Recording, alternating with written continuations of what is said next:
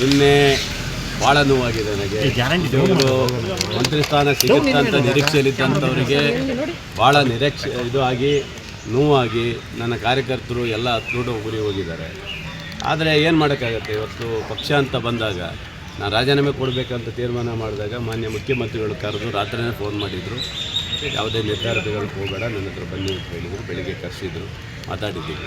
ಪಕ್ಷಕ್ಕೋಸ್ಕರ ಮಾನ್ಯ ಮುಖ್ಯಮಂತ್ರಿಗಳಿಗೋಸ್ಕರ ಅವರಿಗೆ ಬೆಂಬಲವಾಗಿ ಮುಂದೆ ಬರುವಂಥ ಚುನಾವಣಾ ನಿರ್ಧಾರಕ್ಕೋಸ್ಕರ ಪಕ್ಷದಲ್ಲಿ ಗೊಂದಲ ಆಗಬಾರ್ದು ಅಂತ ದೃಷ್ಟಿ ಇಟ್ಕೊಂಡು ಅಧಿಕಾರ ಇಲ್ಲದೋದ್ರೂ ಪರವಾಗಿಲ್ಲ ಮಾನ್ಯ ಮುಖ್ಯಮಂತ್ರಿಗಳ ಸಪೋರ್ಟಾಗಿ ನಿಲ್ಲಬೇಕಂತೇಳಿ ಇವತ್ತು ನಿರ್ಧಾರ ಮಾಡಿದ್ದೆ. ಸರ್, ಏನು ಭರವಸೆಗಳು ಕೊಟ್ಟು? ಭರವಸೆ ಯಾವುದು ನಾನು ಕೇಳಲಿಲ್ಲ. ನನಗೆ ಯಾಕಂದರೆ ಆಗೋಗಿದೆ, ಎಲ್ಲ ಮುಗಿದೋಗಿದೆ. ಮಂತ್ರಿ ಸ್ಥಾನದ ಎಲ್ಲ ಇದು ಮುಗಿದೋಗಿದೆ. ಇನ್ನು ಯಾವುದೇ ಭರವಸೆ ಕೊಡುವಂಥದ್ದು ಏನಿಲ್ಲ. ನನಗೆ ಹಿಂದೆ ಟಿಕೆಟ್ ಕೊಟ್ಟವರು ಸಹ ನಮ್ಮ ಡಿ ಕೆ ಶಿವಕುಮಾರ್ ಸಾಹೇಬರು ಕೊಟ್ಟಿದ್ದರು. ನನಗೆ ಯಾವುದೇ ಇದರಿಂದ ಕೊಟ್ಟಿದ್ದರು. ಅವರ ಒಂದು ಪ್ರೀತಿಗೋಸ್ಕರ ಇಲ್ಲ, ನನಗೆ ಯಾವುದೇ ಅಧಿಕಾರ ಇಲ್ಲಾಂದ್ರೂ ಪರವಾಗಿಲ್ಲ, ನಿಮಗೋಸ್ಕರ ಇರ್ತೀನಿ, ನಿಮ್ಮ ಜೊತೆಗೆ ಇರ್ತೇನೆ ಅಂತ ಹೇಳ್ಬೇಕು. ಒಂದು ಚರ್ಚೆ ಇತ್ತು ಸರ್, 2 ವರ್ಷ ಅವ್ರಿಗೆ 2 ವರ್ಷ ನಿಮ್ಗೆ ಎಲ್ಲ ಆಯ್ತಲ್ಲ, ಎಲ್ಲ ಇತ್ತು, ಎಲ್ಲ ಚರ್ಚೆ ಆಗಿ ಹಿಂದೆ ಇತ್ತು. ಹೌದು, ಹಿಂದೆ ಭರವಸೆ ಇತ್ತು. ಸರಿ, ಮುಂದೆ ನಿಮಗೆಲ್ಲ ಅವಕಾಶ ಮಾಡಿಕೊಡ್ತೀವಿ ಅಂತ ಹೇಳಿದರು.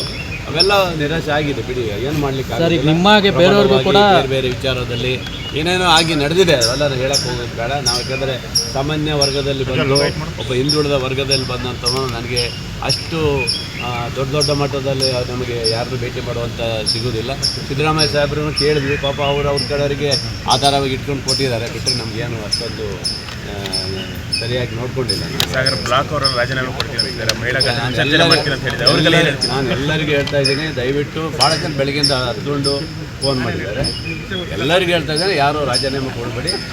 ಮಾನ್ಯ ಮುಖ್ಯಮಂತ್ರಿಗಳಿಗೋಸ್ಕರ, ಕಾಂಗ್ರೆಸ್ ಪಕ್ಷಕ್ಕೋಸ್ಕರ. ಯಾಕಂದರೆ ನಾವು 3 ವರ್ಷದಲ್ಲಿ ಯಾವುದೇ ಕಾಂಟ್ರವರ್ಸಿ ಮಾಡಲಿಲ್ಲ, ಯಾವುದೇ ಭಿನ್ನಮತ ಮಾಡಲಿಲ್ಲ, ಯಾವುದೇ ಒಂದು ಸಣ್ಣ ಚಟುವಟಿಕೆಯನ್ನು ನಾವು ಮಾಡಲಿಲ್ಲ.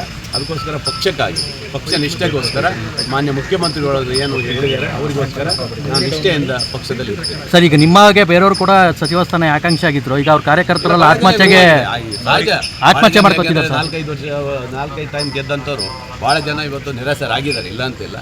ಏನು ಮಾಡ್ತಾರೆ, ಪ್ರಬಲವಾಗಿರುವಂಥವರಿಗೆ ಅವಕಾಶಗಳು ಸಿಗುತ್ತೆ. ಅದರಿಂದ ನೋವಾಗಿದೆ. ಅದರಿಂದ ನಾನು ಮಾತ್ರ ಮಾನ್ಯ ಮುಖ್ಯಮಂತ್ರಿಗಳಿಗೋಸ್ಕರ ಪಕ್ಷಕ್ಕಾಗಿ ನಿಷ್ಠೆಯಿಂದ ಇವತ್ತು ಸಾಮಾಜಿಕ ನ್ಯಾಯ ಎಲ್ಲಿಗೆ ಬಂತು ಸರ್ ಅವಾಗ ಅಲ್ವಾ? ಏನು ಮಾಡೋಕ್ಕಾಗುತ್ತೆ ಸರ್, ಎಲ್ಲ ನ್ಯಾಯಗಳೆಲ್ಲ ಬುಡ ಮೇಲಾಗಿ ಹೋಗಿದೆ. ಈಗ ಹಾಗಾಗಿ ನಮ್ಮ ನಿಷ್ಠೆ ಇವತ್ತು ಮಾನ್ಯ ಮುಖ್ಯಮಂತ್ರಿಗಳಿಗೋಸ್ಕರ. ಎಲ್ಲೊಂದು ಕಡೆ ನಿಮ್ಮ ನಿಷ್ಠೆ ಗೊತ್ತಾಗಿಲ್ವಾ ಸರ್ ಹೈಕಮಾಂಡ್ ನಾಯಕರಿಗೆ? ಎಲ್ಲ ಗೊತ್ತಿತ್ತು, ಪಾಪ ಲಾಸ್ಟ್ ಹಂತದಲ್ಲಿ ಏನೋ ಮಿಸ್ ಆಗಿದೆ. ಇರಲಿ, ನಾನು ಯಾವ ಹೈಕಮಾಂಡ್ ಮೇಲೂ ದೂರ ಮಾಡೋದಿಲ್ಲ, ಯಾರ ವ್ಯಕ್ತಿ ಮೇಲೂ ದೂರ ಮಾಡೋದಿಲ್ಲ. ನಾನು ನೋವಾಗಿತ್ತು, ರಾಜೀನಾಮೆ ಕೊಡಬೇಕಂತ ಇತ್ತು. ಮಾನ್ಯ ಮುಖ್ಯಮಂತ್ರಿಗಳಿಗೋಸ್ಕರ ಇವತ್ತೆಲ್ಲವನ್ನು ಬಿಟ್ಟು ಪಕ್ಷಕ್ಕಾಗಿ ನಮ್ಮ ಮುಖ್ಯಮಂತ್ರಿಗಳಿಗೋಸ್ಕರ ನಿಷ್ಠೆಯಿಂದ ಕಾರ್ಯಕರ್ತನ ಕೆಲಸ ಮಾಡ್ತೀನಿ.